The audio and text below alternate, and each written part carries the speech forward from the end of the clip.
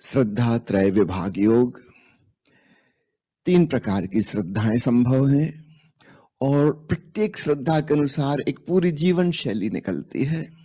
फिर हमारे कर्म भी ऐसे होते हैं, भाव ऐसे होते हैं, विचार वैसे होते हैं। अगर हम कोई धार्मिक क्रियाकांड करेंगे वह भी वैसा ही होगा श्रद्धा के अनुरूप, चाहे वो तपस्या हो कि दान हो कि त्याग हो। छोटी से छोटी चीज, हमारा भोजन, हमारा स्नान, हमारा उठना बैठना, हमारी वाणी, सब कुछ उस श्रद्धा के आसपास रहता है। जिनकी श्रद्धा बुराई में है, चाहे कहने को वो आस्तिक हो, धार्मिक हो, मंदिर जाते हो, मस्जिद जाते हो, चर्च जाते हो, लेकिन उनका जो भरोसा है वो अशुभ में, असुंदर में, असत्य में है। इन्हीं लोगों की वजह से इतने सारे अखबार छपते हैं जिनमें केवल बुराई ही बुराई, बुराई ही बुराई छपी रहती है, क्योंकि लोग यही पढ़ना चाहते हैं, यही सुनना चाहते हैं। इतने सारे न्यूज चैनल दिन रात बुराइयां बताते रहते हैं। जरूर कोई बात होगी।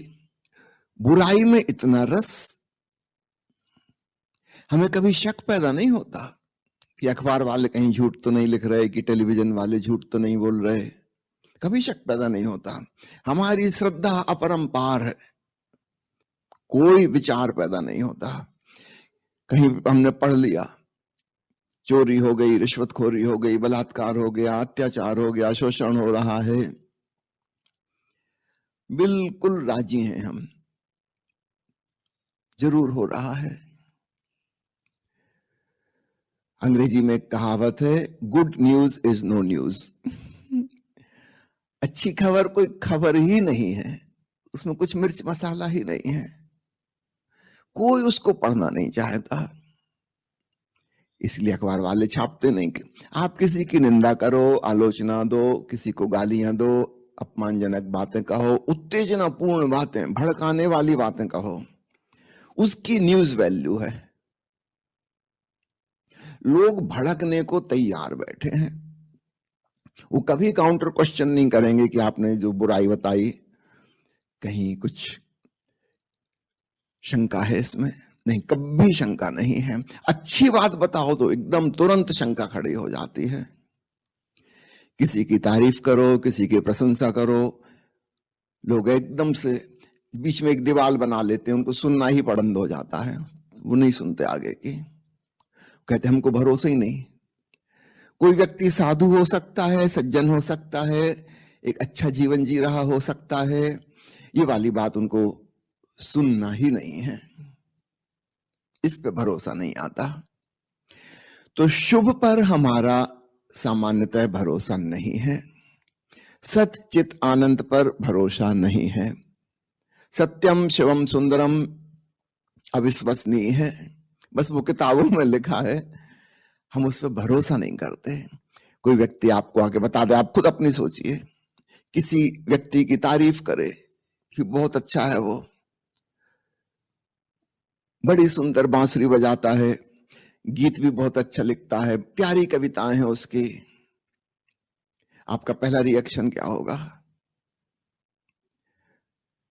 आप तुरंत उस व्यक्ति की बुराई बताना सुना दोगे। अरे वो क्या कविता लिखेगा, वो सिगरेट पीता है, शराब पीता है, उसके मुंह से हमेशा बदबू आती रहती है, क्या खाक बांसुरी बजाएगा वो, बड़ा क्रोधी, लड़ाई झगड़ा करने वाला।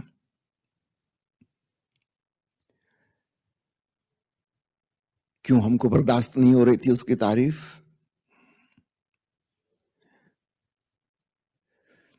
यदि हम स्वीकार कर लें कि उसमें कुछ अच्छाई है, फिर हमारे अहंकार को चोट लगती है।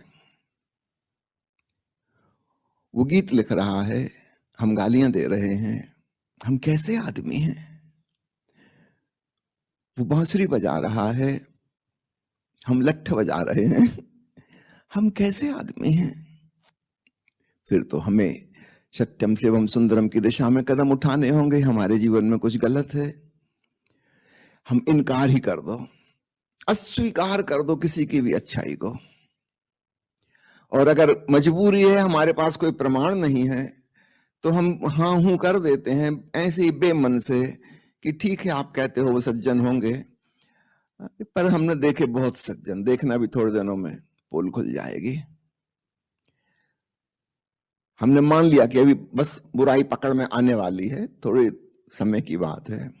ऐसा भरोसा ना करो अच्छाई पे, सब धोखाधड़ी है, पाखंड है। आज के कलयुग में कहां अच्छे आदमी, हम मानने तैयार नहीं।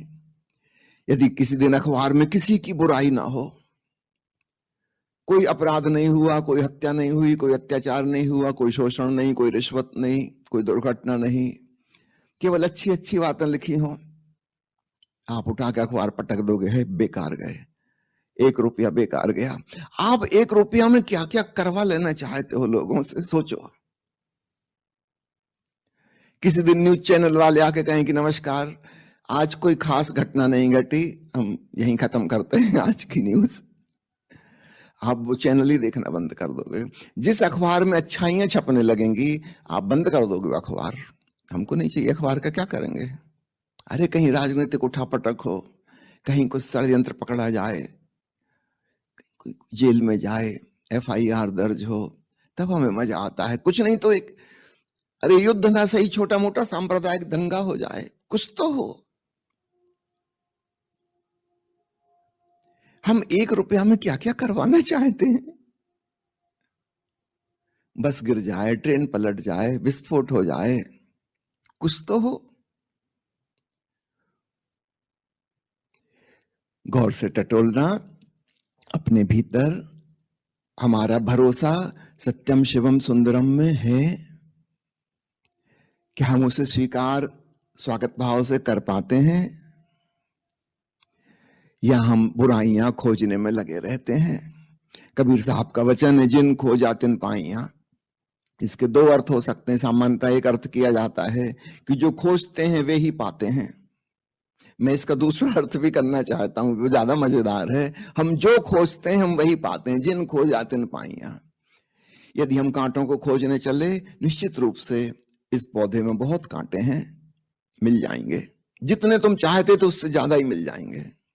और अगर तुम फूल खोजने चले, तो इस गुलाब के पौधे में बहुत प्यारे प्यारे नाजुक खुशबूदार फूल भी हैं।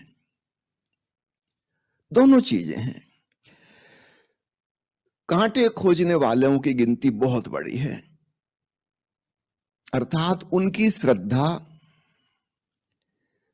अशुभ में है, पाप में है, अपराध में है। और याद रखना, जैसी हमारी श्रद्धा होगी, धीरे धीरे हम उस दिशा में खिसक रहे हैं। हमारा भरोसा है कि सारे मनुष्य ऐसे ही हैं, तो फिर हम भी वैसे हो जाएंगे। हमें कोई अपराध बोध, गिल्ट फीलिंग नहीं होगी। जब सारे लोग अपराध कर रहे हैं तो हम पागल हैं क्या, खाली हाथ बैठे चुपचाप? अरे कुछ करो। यदि हमारा भरोसा सत्यम शिवम सुंदरम में है, हम सत्य को, चित्त को, आनंद को मूल्य देते हैं। चलो कहीं थोड़ा सा ही सही, छोटा ही फूल खिला है, कोई बात नहीं, हम उस फूल की खुशबू का आनंद लेंगे, हम उस फूल के गुणगान करेंगे। छोड़ो ना कांटे को, हैं रहने दो। प्रकृति ने बनाए हैं तो जरूर इस नाजुक से फूल की रक्षा के लिए बनाए होंगे। तब हमारा तर्क पूरा बदल जाता है। बुराई को भी हम इस प्रकार से देखते हैं कि अच्छाई की रक्षा के लिए, वरना भेड़ बकरियां इस फूल को चर जाती। अच्छा है कांटे हैं, जानवर पास नहीं आते। हमारी पूरी दृष्टि बदल गई। हमने कांटे को भी फूल की सेवा में नियुक्त कर दिया, जैसे कोई सैनिक खड़े हो बंदूक लिए। सारी दृष्टि बदल गई। ऐसा व्यक्ति निश्चित रूप से प्रसन्नता में जिएगा, पॉजिटिव फीलिंग्स में रहेगा, जीवन के प्रति धन्यवाद का भाव होगा। और इसका उल्टा व्यक्ति जो कांटों ही कांटों की गिनती करता रहता है, उसको कभी बताओ भी कि देखो तो ये फूल भी हैं, वो कहेगा रे सब बदमाशी है पौधे की, ये सब विज्ञापन, एडवर्टाइजमेंट है। दूर से फूल की खुशबू और उसके लाल रंग देख के तुम निकट आ जाओ, फिर मजा चखाएंगे, कांटे चुभाएंगे। ये षड्यंत्र है। ये फूल एडवर्टाइजमेंट है, नहीं तो कांटे कैसे चुभाएंगे। इसकी दृष्टि एकदम नेगेटिव। इसने अच्छी चीज को भी बुराई की सेवा में लगा दिया। फूल भी कांटों की खातिर हैं। अब ये दो प्रकार की दृष्टियां हैं, जिसको हम सकारात्मक और नकारात्मक दृष्टि कह सकते हैं। निश्चित रूप से जो नकारात्मक दृष्टि में है वह दुखी होगा, उदास होगा, चिंतित होगा, परेशान होगा, व्यथित रहेगा, डरा डरा रहेगा। हर जगह बुराई बुराई बुराई, और इतनी बुराइयां हैं। तुम एक छोटे से इंसान और 8 अरब खराब लोग दुनिया में चारों तरफ, तुम भी कब तक भले इंसान बचोगे? तुम भी उसी रंग में रंग जाओगे। इसका ठीक उल्टा भी हो सकता है। यदि हम अच्छाई में भरोसा करें, उस पर हमारी श्रद्धा हो, तो हमारे लिए भी मार्ग बनता है कि हम भी जैसे हैं उससे थोड़ा और अच्छा हो सकें, एक कदम और बेहतर की तरफ उठा सकें। क्योंकि जब हमें दुनिया में दिखाई देते हैं इतने भले लोग, स्वाभाविक रूप से जो हमें दिखाई देता है हम उसी तरफ बढ़ने लगते हैं, हम भी वैसे होने लगेंगे। यदि आप प्रेरणादायक कहानी की किताब पढ़ते हैं, आपके अंदर भी प्रेरणा जगती है। यदि आप खतरनाक जासूसी उपन्यास पढ़ते हैं, तो पढ़ना सिर्फ पढ़ना नहीं है, उस दिशा में कदम उठना शुरू हो गए। अब आप कुछ खतरनाक काम करेंगे, ये जो ज्ञान प्राप्त हुआ इसका क्या होगा? ये फालतू थोड़ी जाएगा, काम आएगा। हम क्या पढ़ते हैं, क्या सुनते हैं, अपनी अपनी श्रद्धा अनुसार करते हैं, और वैसा करने से हमारी श्रद्धा और मजबूत होती है। जब आप धोखेधड़े की कहानियां सुनते हैं, पढ़ते हैं, लोगों को बताते हैं, आपकी श्रद्धा और मजबूत हो जाती। करे बस सब धोखाधड़ी है, सब झूठ है, सब जगह बेईमानी है, भ्रष्टाचार है। अब आपके भ्रष्टाचारी होने में देर नहीं लगेगी। अब ऐसा भी नहीं लगेगा कि मैं कुछ अजीब काम कर रहा हूं, नहीं करना चाहिए, लगेगा सारी दुनिया कर रही है, हम ही बेवकूफ थे जो थोड़े पीछे रह गए। मुल्ला नसरुद्दीन की मृत्यु हो रही थी, मस्जिद का मौलवी आया था उसको प्रायश्चित कराने, पश्चाताप कराने कि नसरुद्दीन जिंदगी भर तो तुम कभी धार्मिक नहीं रहे, हम भली भांति जानते, अब अंतिम क्षण आ गए, अब तो पश्चाताप करो अपने भूल चूकों के लिए। नसरुद्दीन का मौलवी साहब मैं तो ऑलरेडी कर रहा हूं। मौलवी थोड़ा हैरान हुआ, नसरुद्दीन से ऐसी उम्मीद नहीं थी कि ये पश्चाताप करेगा। नसरुद्दीन का मैं खुद ही पश्चाताप कर रहा हूं। मौलवी का थोड़ा विस्तार से कहो क्या मतलब? नसरुद्दीन कहा कि मैं पश्चाताप कर रहा हूं, इस जन्म में मैंने भूल चूक करना बहुत देर से शुरू किया। यदि अगला कोई जन्म होगा, जैसा हिंदू कहते हैं, जैन बौद्ध सिख मानते हैं, अगर कोई अगला जन्म होगा तो अगले जन्म में मैं इतनी देर नहीं करूंगा, काफी बचपन में शुरू कर सकता था मैं, इस जन्म में बड़ी देर हो गई, कोई 30-35 साल तो समझो बेकार ही गए जिंदगी के, मैं खुद ही पश्चाताप कर रहा हूं। बुरा आदमी बुराई ही देखता है, बुराई ही करता है, बुराई ही सुनता है, और बुरा होता चला जाता है। तो ये दो प्रकार की श्रद्धाएं, मैं नहीं कह रहा कि किस भगवान में, किसी देवी देवता में तुम्हारी श्रद्धा है, अच्छाई में है कि बुराई में है। अक्सर हम कहते तो जरूर हैं कि हम बुद्ध महावीर के देश के रहने वाले हैं, राम हमारे आदर्श हैं, पूज्य हैं, लेकिन हम एक्चुअल अनुयायी राम के या बुद्ध के, महावीर के नहीं होते। हम एक्चुअल डिसाइपल हैं हिटलर के, सिकंदर के, चंगेज खान के। हमारी सारी इच्छाएं वैसी हैं जैसी हिटलर की थी, हम भी दुनिया जीत लेना चाहते हैं। राम वाला कोई गुण हमारे भीतर नहीं है, बुद्ध वाली, महावीर वाली बात, कोई बात हमारे भीतर नहीं है। वो सिर्फ मंदिर में हम पूजा करते हैं, फटाफट 10-5 मिनट में आरती घुमाई चले आए। हमारे 24 घंटे में हम किसका पालन कर रहे हैं? वो जो राजनेता हैं वो हमारे आदर्श हैं, वैसा हमें होना है। दुनिया के अरबपति हैं, वो हमारे आदर्श हैं, हमें वैसा होना है। कई बार तो शक होता है कि हमारी बुद्ध की पूजा कहीं ऐसा तो नहीं अपने आप को छलावा, खुद को धोखा देना है कि हम बुद्ध के शिष्य हैं, बुद्धम शरणम गच्छामि कर लेते हैं। देखो, हमारे जीवन से बुद्ध की कुछ भी बात मैच नहीं करती।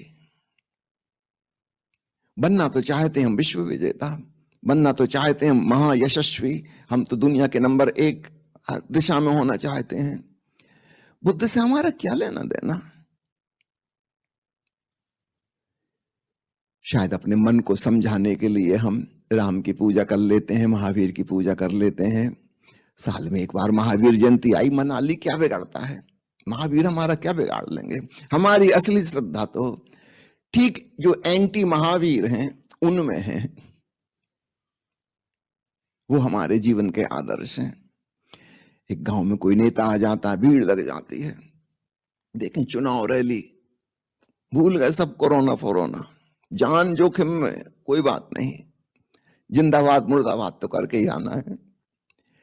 कोई महावीर तुम्हारे गांव में आ जाए, शायद तुम देखने भी ना जाओ कि हमें क्या करना है इस भिखमंगे से, नंग दड़ंग घूम रहा है। अरे पुलिस को रिपोर्ट करो, उसको गिरफ्तार करें। उसमें हमारी श्रद्धा नहीं है। कोई अभिनेता आ जाए गांव में, क्या भीड़ लगती है। ये हमारे आदर्श हैं। हम भी अभिनेता होना चाहते हैं। तो प्यारे मित्रों, ये 2 बातों को खूब अच्छे से समझ लेना। चाहे कोई आस्तिक हो, चाहे कोई नास्तिक हो, वो इतनी इंपॉर्टेंट बात नहीं है। वो तो ऊपर ऊपर की औपचारिकता, उनकी कोई वैल्यू ही नहीं हमारे लिए। असली बात यह है कि आपको सत्यम शिवम सुंदरम पे श्रद्धा है या इसका विपरीत अशुभ पर श्रद्धा है। अब तीसरी बात और समझना, वो थोड़ी कठिन है। ये वाली बात समझना तो आसान है। तीसरी बात यह है, इन दोनों के पार एक और श्रद्धा है जिसको हम सात्विक श्रद्धा कहते हैं। यह 17वां अध्याय श्रीमद् भागवत गीता का उस तरफ इंगित करने के लिए है। ये जो 2 श्रद्धाएं हैं, पॉजिटिव और नेगेटिव, इनके बीच तो हमारा मन डोलता रहता है पेंडुलम की भांति। वो जो बुराई में भरोसा करने वाला, वो भी कभी कभी अच्छाई में भरोसा करता है। कभी कभी जो अच्छाई में भरोसा करने वाला है, ठीक है, ज्यादा समय करता होगा, लेकिन फिर कभी डोल जाता है दूसरी तरफ, फिर वो बुराइयां देखने लगता है। तो पॉजिटिव व्यक्ति नेगेटिव में, नेगेटिव व्यक्ति पॉजिटिव में बदलते रहते हैं। आपने एक बीमारी का नाम सुना होगा, बाइपोलर डिसीज, एक मानसिक रोग, जिसमें व्यक्ति डिप्रेशन में और मैनियक फेज में बारी बारी से जाता है। कुछ दिन या कुछ हफ्ते या कुछ महीने बिल्कुल डिप्रेशन में, एकदम उदास, निढाल, कुछ नहीं करता, जीवन में कोई रस नहीं, आत्महत्या के विचार, उस स्थिति में पहुंच जाता है। और फिर ठीक उतने ही दिन, उतने हफ्ते, उतने महीने मैनियक फेज में बहुत ज्यादा एक्साइटेड, बहुत ज्यादा खुश, उछाल से भरा हुआ, बहुत एनर्जेटिक, कुछ भी करने को तैयार, बड़ा आशावादी। फिर 2-4 महीने बाद फिर पलट जाएगा, फिर एकदम डिप्रेशन के गर्त में गिर जाएगा। बार बार आशा के शिखर पर चढ़ता है, फिर निराशा की गर्त में गिरता है, फिर चढ़ता है, फिर गिरता है। वो तो जिसको साइकोलॉजिस्ट लेवल लगा दे रहे हैं कि बाइपोलर डिसीज का पेशेंट है, वो तो समझ में आता है। गौर से देखना, यह घटना हम सबके भीतर छोटे मोटे रूप में घट ही रही है, बड़े रूप में नहीं, छोटे मोटे रूप में घट रही है। कभी हम बड़े आशावादी हो जाते हैं, कभी हम बड़े निराशावादी हो जाते हैं। कभी हम आशा, उमंग, उत्साह से भरे, बड़े सुखी, बड़े प्रसन्न, और कभी हम इसका ठीक उल्टा, एकदम उदास, निढाल, ऊर्जाहीन। गौर से देखना, अपने जीवन में निरीक्षण करना, क्या ऐसा होता है? भगवान कृष्ण इसी को कहते हैं रजस और तमस में डोलना। कभी हम बड़े राजसी, शक्तिशाली, और कभी हम एकदम तामसी, कुछ करने में इंटरेस्टेड नहीं, अत्यंत